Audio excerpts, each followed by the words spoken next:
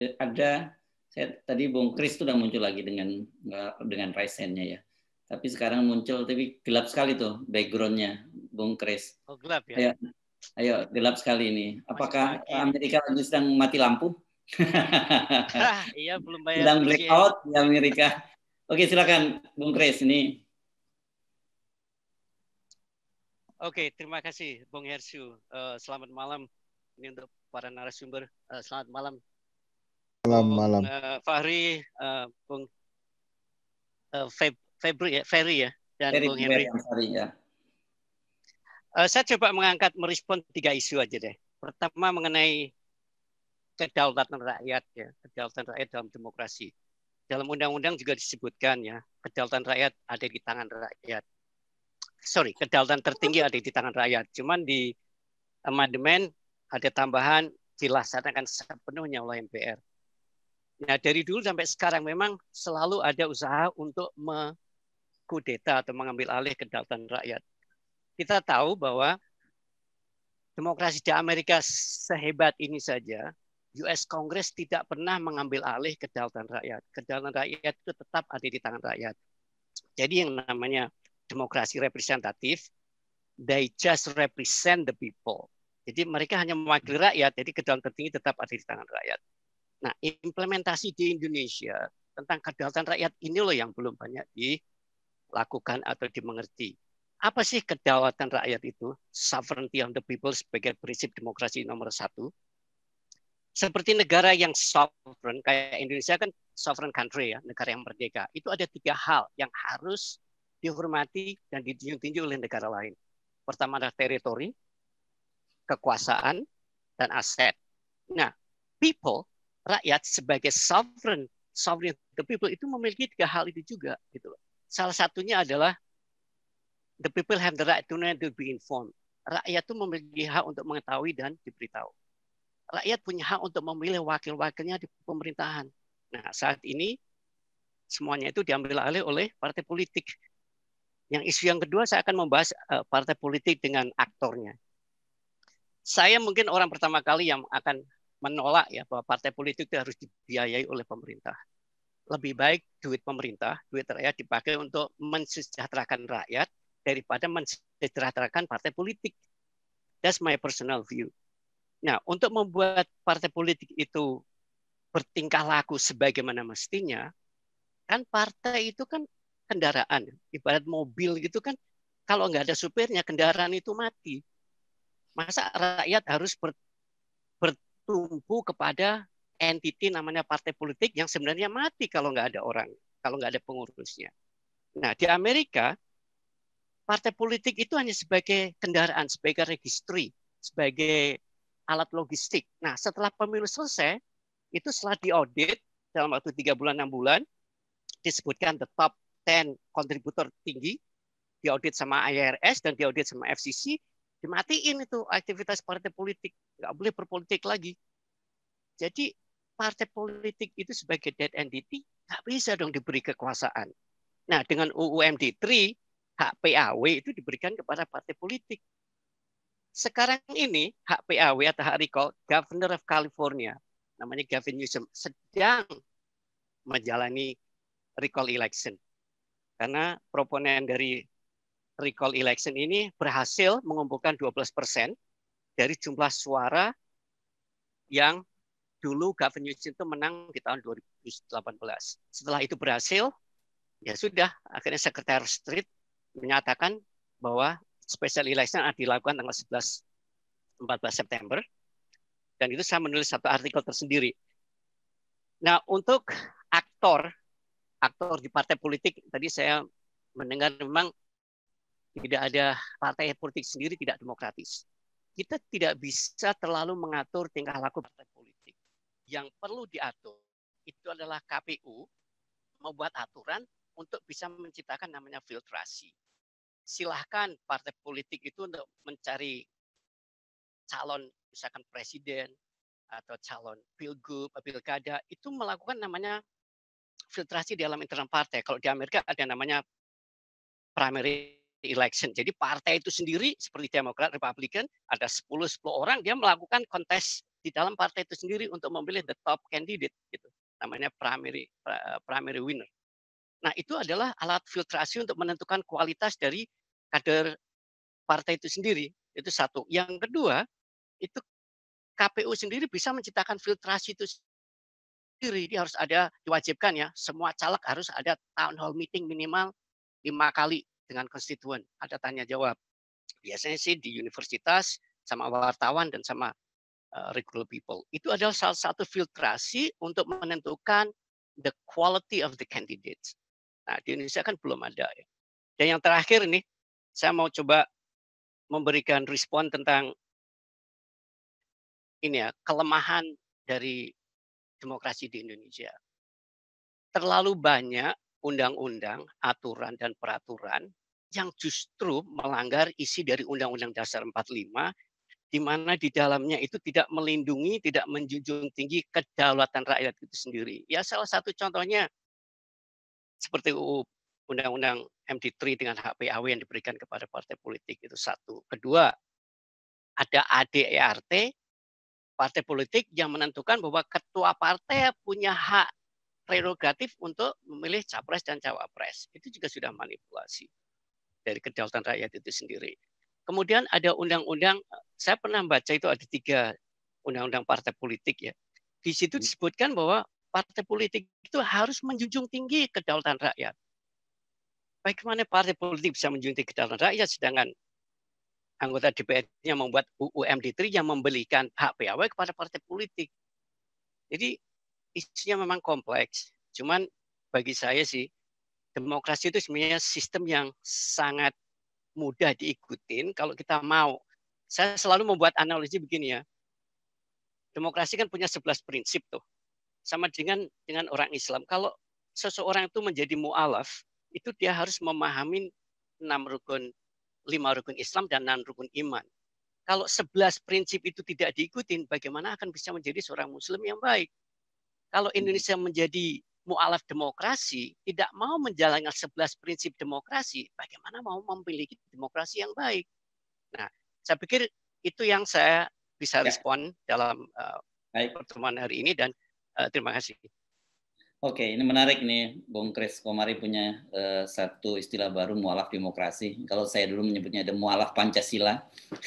Sekarang, oke, tidak terasa ini kita cukup sampai di ujung perbincangan, sekaligus menanggapi, tapi sekalian memberikan closing statement masing-masing dari narasumber. Saya minta sekarang dari Uda Ferry dulu untuk closing statement, setelah itu Bung Hensat dan Bung Fahri yang memberikan closing statement-nya. Silakan. Terima kasih Mas Arsu. Saya pikir komentar-komentar dari teman-teman dan para pembicara banyak hal yang menarik. Yang paling penting menurut saya, kita punya aturan main tersendiri di dalam bernegara. Tentu ada contoh-contoh dari negara lain yang kita ambil. Salah satu kenapa kita memilih sistem presidensial, kalau dibicarakan sejarah Amerika ya. Amerika itu memilih membangun sistemnya sendiri karena mereka memang antipati dengan sistem Inggris karena menjajahnya. Kurang lebih nuansa yang sama kalau kita baca risalah rapat BPUPK, para bapak bangsa kita tidak mau karena sistem kerajaan ya kurang lebih agak mirip dengan Belanda begitu ya. Dan kalau dipilih raja mana pula yang akan jadi pemimpin dan bagaimana pembagiannya dengan terlalu banyak raja ya. Tapi mereka kemudian berujung dengan memilih presidensial dengan berbagai konsekuensinya. Ada penyebutan bahwa demokrasi dengan sistem presidensial kekitaan ya Indonesia gitu ya. Nah, konsekuensinya dengan bangunan yang ada di konstitusi, ya kita harus patuhi dan jalani. Permasalahannya memang banyak tabrakan dan benturan yang terjadi. Karena kita itu super tidak konsisten dan memang suka menabrak hukum. Tadi Mas Henry kan nyinggung soal pandemik. Bagi yang membaca undang-undang, apa yang terjadi, proses yang selama ini dilakukan pemerintah, itu merusak semua dan melanggar semua. contoh misalnya Satgas COVID itu kan tidak perlu ada kalau kita baca Undang-Undang Penanggulangan Bencana. Karena di dalam undang-undang dikatakan bahwa ketika bencana datang, maka pimpinan komando bencana itu adalah Kepala Badan Penanggulangan Bencana Nasional. Tetapi kalau di tengah situasi yang sebesar ini diberikan katakanlah panggung dan dana besar untuk kepala BNPB, konon kabarnya orang malah berpikir ini akan jadi alat politik dan yang lain tidak bisa terlibat. Maka dibangunlah Satgas COVID yang ketuanya juga kepala BNPB. Untuk apa kita semubazir itu? Gitu ya. Lalu kita memilih misalnya dalam tidak ada karantina wilayah. Ya kan karena untuk menghindar dari tanggung jawab yang diberikan undang-undang kepada pemerintah pusat supaya tidak memberikan kebutuhan dasar kepada wilayah yang dinyatakan karantina. Maka dibuatlah istilah-istilah baru. Ini kan super tidak konsisten begitu ya. Ada undang-undangnya malah ditabrak, yang kemudian malah dibentuk Perpu yang isinya supaya di dalam selama pandemik ini kalau ada penggunaan dana negara tidak boleh dikenakan hukuman tindak pidana korupsi, tidak boleh dipidana, tidak boleh digugat ke PT UN, tidak boleh diperdatakan. Ini undang-undang apa-apaan begitu ya. Dan terbukti salah satunya di kampung saya di Sumatera Barat itu. Dana COVID dicuri katakanlah begitu ya, dikorupsi 4,9 untuk pengadaan hand sanitizer saja. Lalu tiba-tiba dengan menggunakan logika yang sangat dangkal dalam berhukum, menggunakan Perpu 1 dan yang kemudian jadi Undang-Undang Nomor 2 itu, lalu ketika pelaku mengembalikan uang yang dia korupsi, ya, maka kepolisian mengeluarkan SP3, tidak ada lagi proses hukum, begitu ya. Nah ini kan dangkal logikanya Mas Hersu. Saya tidak pernah lihat ya orang yang mencuri sendal di masjid atau kotak amal atau mencuri mangga tetangga begitu ya ketahuan. Begitu dia ketahuan dia kembalikan, dia lepas dari hukuman. Tidak pernah. Karena dia curinya mangga. Hanya koruptor di Indonesia yang mencuri dana korupsi. Nah itu ya, pencuri mangga nih salah. Harusnya dia berpikir tuh jadi koruptor. Harusnya dan jadi bisa koruptor saja. Ya.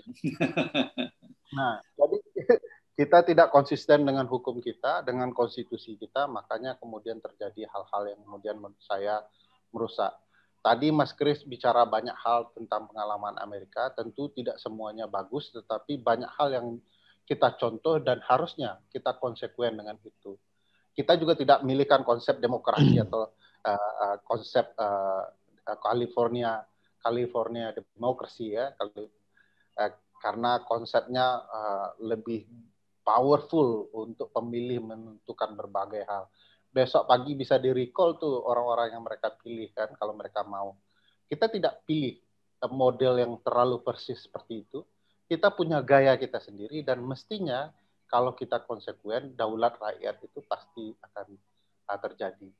Makanya mudah-mudahan teman-teman penyelenggara bisa menyebarkan ruang-ruang kesadaran berkonstitusi dan berhukum, bukan hukum jadi-jadian selama rezim Jokowi. Saya tidak ingin menyebut rezim jadi-jadian ya. Yang kemudian melanggar berbagai aturan tanpa mempedulikan konsekuensi dan dampak-dampak yang sangat merusak. Apalagi kalau terjadi 3 periode, ini kecelakaan luar biasa. Entah siapa yang pandir dalam membaca konstitusi dan undang-undang ya. Tapi saya pikir para politisi harus sadar bahwa setiap pilihan itu punya konsekuensinya tersendiri. Kalau hari ini 3 periode, saya bisa pastikan setelah 3 periode akan ada bicara 4 periode dan seterusnya. Nah, begitu itu terjadi, maka kehancuranlah bagi kita dan kita akan mengulang sejarah buruk di masa lalu. Saya pikir itu Mas Hersu. Makasih banyak. Ya, terima kasih, udah Ferry. Silakan, Bung Hensat. Ya, saya menyambung udah Ferry tadi. Jadi hanya mengingatkan tujuan reformasi 98 itu sebetulnya kan cuma satu. Membatasi jumlah periode presiden gitu. cuma 2 kali kita sepakati. Jadi kalau kemudian ada yang berusaha melewati lebih dari 2 kali, itu memang artinya mereka berkhianat terhadap reformasi dan memang ingin mengembalikan Indonesia ke dalam masa-masa zaman Orde Baru gitu. Apapun alasannya. Makanya saya agak aneh dengan berbagai argumen-argumen yang disampaikan oleh kelompok-kelompok yang ingin menambah periode presiden dan ingin juga menambah kepemimpinan menjadi lebih lama lagi karena COVID-19. Ya. Nah, kemudian gini Mas Hersu. Banyak teman-teman mengatakan, Hen, saya sudah lelah bicara tentang bagaimana kita memperbaiki negeri ini dengan cara demokrasi. Saya bilang jangan lelah, karena lelah itulah yang diharapkan oleh penguasa. Dan percaya bahwa demokrasi itu sampai saat ini masih yang terbaik yang dimiliki untuk Indonesia. Makanya saya juga menyarankan bagi kita semua rakyat Indonesia, berjuang sebisa yang kita bisa. Berjuang sedapat yang kita dapat. Gitu. Jadi kalau bisanya untuk menolak money politics, ya tolak itu. Bisanya hanya bersuara, ya bersuara. Jangan lelah, karena lelah itu adalah tujuan penguasa. Membuat rakyatnya menjadi lelah, tidak mau bersuara, terima apa adanya. Bang Hersu, rakyat Indonesia, tadi saya sudah katakan, suka nostalgia, tapi ada 2 lagi. Mudah memaafkan, gitu ya. Karena kita ini semua mudah memaafkan. Dan yang paling luar biasa, kita juga mudah lupa. Jadi kalau ada pelanggaran-pelanggaran hukum yang dilakukan oleh pemerintah, atau ada pelanggaran-pelanggaran lain yang dilakukan oleh pemerintah, kita juga sering lupa. Tapi satu lagi, demokrasi, anti korupsi, penegakan HAM, bukan menjadi program level utama dalam pemerintahan Pak Jokowi. Infrastruktur, hal-hal yang bisa dilihat, angka-angka itu menjadi hal yang utama. Dan Pak Jokowi sudah membuktikan tanpa menempatkan demokrasi, penegakan HAM, dan anti korupsi sebagai level utama, toh beliau bisa terpilih sebagai presiden 2 periode. Jadi memang kalau kita menginginkan demokrasi tegak di Indonesia, suka atau tidak suka, kita harus mengharapkan 2024 nanti kita memilih presiden yang lebih baik, yang lebih mengerti, dan lebih mau mengedepankan demokrasi, anti korupsi, dan penegakan HAM dalam sebuah pemerintahan di Indonesia selain pembangunan yang kasat mata tadi. Terima kasih. Oke, terima kasih Bung Esat. Menarik tadi, jangan lelah untuk terus mengkritisi pemerintah. Karena memang betul nih kalau mengalami kelelahan ini berbahaya. Dan sekarang kita minta Bung Fahri Hamzah untuk memberikan closing statement. Silakan Bung Fahri. Mas Hersu, kita kan menyelenggarakan diskusi ini dalam rangka 76 tahun usia daripada Republik kita ini. Karena itulah kita membagi, ada yang ada yang permanen, ada yang tetap, ada yang berubah. Gitu. Kita jangan mencemaskan yang berubah, karena yang berubah akan selalu berubah. Penguasa itu, pemerintahan itu berubah dia. Karenanya tidak perlu khawatir, dia akan berubah.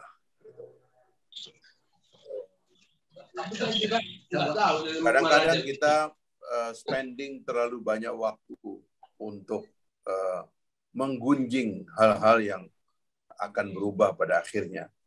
Makanya saya sering mengingatkan itu kalimat yang bagus sekali dari Eleanor Roosevelt itu, yang mengatakan bahwa pikiran besar itu membahas tentang ide-ide. Pikiran yang sedang itu membahas peristiwa.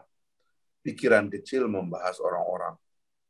Jadi pendulum dari pikiran kita itu meskilah tentang ide-ide, dan kecintaan kepada ide-ide ini yang harus terus dikembangkan, digalakkan, ya, supaya kita tidak terjebak kepada membahas orang per orang.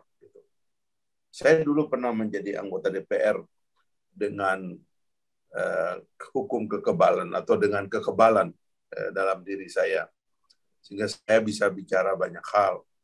Saya mencoba membicarakan ide-ide, termasuk yang radikal gitu, termasuk juga melawan logika-logika yang salah dalam partai politik, termasuk yang dikritik oleh Mas Chris Komari tadi, kesalahan arah kita dalam membangun tradisi partai politik itu. Tentang apa partai politik itu?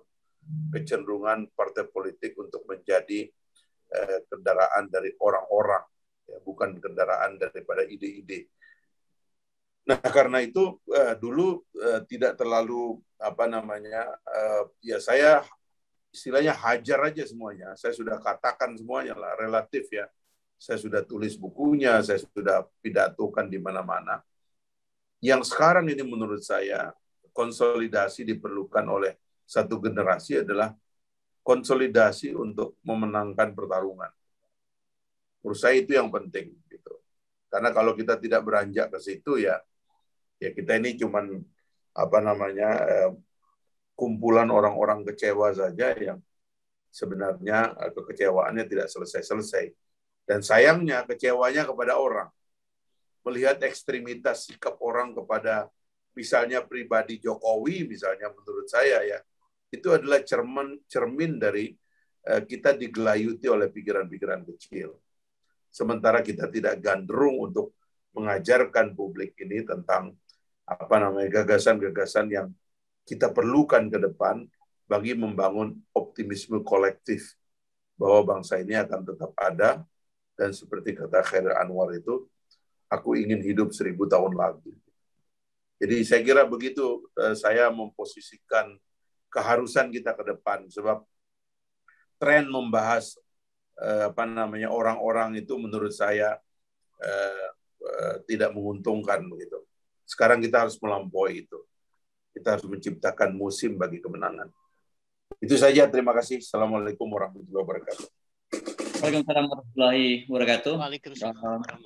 Terima kasih kita ucapkan kepada 3 orang narasumber, Bung Henry Satrio dari Kedai Kopi, Bung Fahri Hamzah, Wakil Ketua Umum Partai Gelora, dan juga Uda Ferry Amsari dari Pusako Andalas. Ini. Dan saya kira sangat tema yang kita pilih ini sangat menarik, yakni 76 tahun kemerdekaan Indonesia, dan memang banyak sekali pertanyaan-pertanyaan dari kalangan publik, banyak orang yang kemudian skeptis dan merasa menghadapi jalan buntu melihat situasi ini. Tapi penting kita ingatkan bahwa memang kita harus tetap yakin bahwa di ujung terowongan itu ada cahaya. Dan kemudian yang paling penting itu saya kira bagaimanapun ketika kita memilih proses demokrasi, orang jangan alergi terutama terhadap politik dan partai politik ya, karena justru semua kalau kita kemudian orang-orang baik ini antipati dan menolak untuk masuk dalam partai politik, maka partai politik yang diisi adalah oleh orang-orang yang jahat. Padahal harga beras, harga masker gitu, harga vaksin, termasuk kemarin harga sekarang ini harga PCR yang sangat mahal di Indonesia, itu semua ditentukan oleh politik juga. Itu ya saya kira yang saya ingin sampaikan. Saya ucapkan terima kasih kepada teman-teman dari berbagai belahan dunia, termasuk juga dari teman-teman di Indonesia yang juga biasanya bergabung tuh mulai dari ujung timur sampai ke ujung barat, mulai dari Merauke sampai ke Sabang. Teruslah bersama kami karena Forum Tanah Air, yakni Forum Diaspora Indonesia yang berpusat di New York, ini chairman-nya adalah Den Tata Cassandra, ini akan terus menggelar berbagai dialog bulanan, setiap sebulan sekali. Terima kasih sekali lagi, dan saya kembalikan pada Bung Tata Cassandra. Assalamualaikum warahmatullahi wabarakatuh. Waalaikumsalam warahmatullahi wabarakatuh. Waalaikumsalam warahmatullahi wabarakatuh. Ingin menyampaikan kembali terima kasih kami dari Forum Tanah Air, khusus kepada Pak Fahri. Saya tahu sekarang udah jam 11 karena saya juga 11.20 ya. Saya juga berada di Indonesia Tengah saat ini. Saya lagi nggak di New York. Jadi setahun ini udah malam gitu. Dan mudah-mudahan apa pencerahan-pencerahan yang telah diberikan oleh Pak Fahri seperti biasanya tetap bisa menjadi referensi kita dalam berdiskusikan hal-hal yang seperti ini, dan juga bisa tetap memberikan semangat kepada kita bahwa masih ada yang kita bisa harapkan untuk tetap berharap bahwa demokrasi Indonesia akan tetap ada dan akan lebih baik. Seperti yang dikatakan oleh Mas Hensat, memang berat, tapi tetap harus ada harapan, kan begitu. Terima kasih ke Pak Fahri, ke Mas Henry Satrio, Mas Hensat ya, dan kepada Ferry. Terima kasih sekali partisipasinya dalam diskusi ini. Kami dari Forum Tanah Air berharap di waktu-waktu yang akan datang kita bisa tetap menjalin kerjasama dan diskusi yang lebih menarik dalam topik-topik yang tentunya akan lebih menarik lagi. Sekali lagi terima kasih juga kepada teman-teman yang ada di berbagai benua. Selamat pagi, siang, malam, dan ini sudah subuh ya di Australia.